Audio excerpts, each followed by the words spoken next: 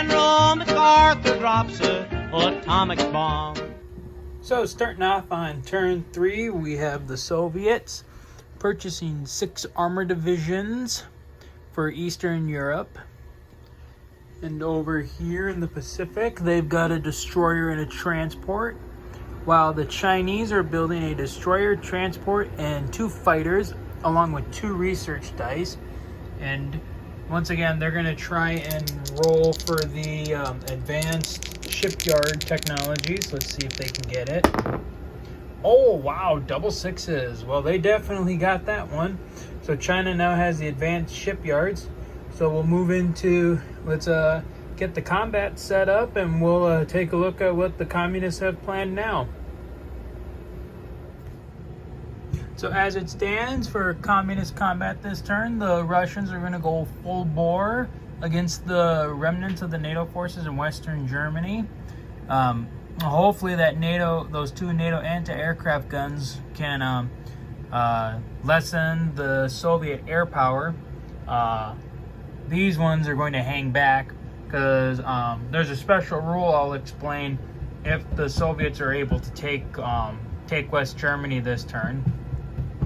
The Soviet fleet is going to move against the NATO fleet here in the Eastern Med. See how that goes. The Soviets are also going to move into Iraq, try and secure them. Still trying to get at that NATO position there in Israel.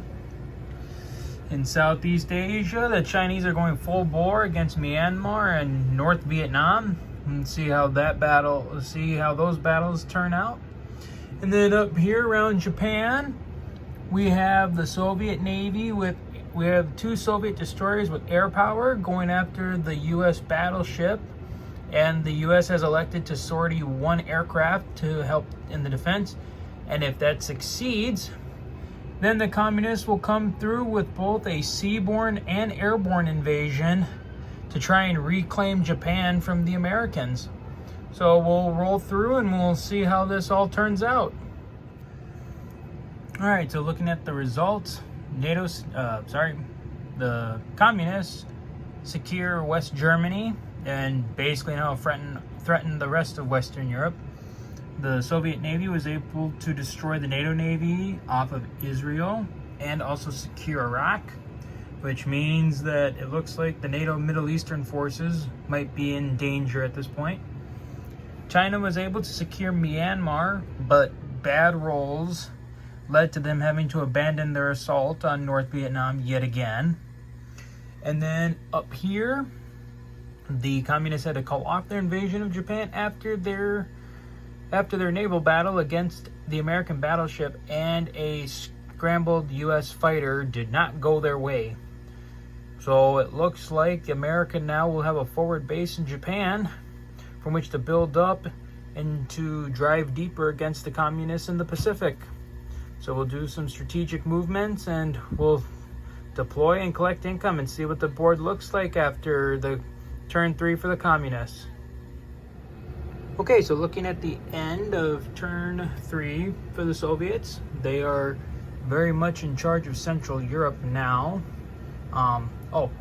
Explaining that one rule, so the fighters I left behind here have now been put into West Germany, and the rule for that we've come up with is that in this game, if a prop-driven aircraft, such as a regular fighter or a tactical bomber, if they don't partake in ground combat, they can land in newly acquired territory, just to sort of represent the advancement in engineering that had happened through World War II.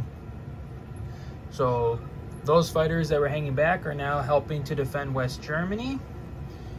Over in the Pacific, the Chinese are still preparing to try and make another grab at Southeast Asia, and also consolidating now.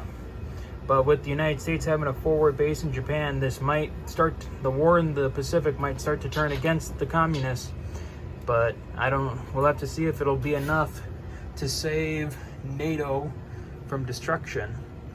So at the end of the round, the The Soviet Union collects 56, China collects 44, and because it is now the end of that round, I forgot to mention this. So at the collect income phase at this point, the atomic effects from the initial U.S. atomic bombing of Manchuria is now removed. So Manchuria gains all 3 IPC back, which has been put back onto the Chinese chart. So now they are getting full IPC again for Manchuria. So that is the state of the game at the end of turn 3. Now it is on to the Allies.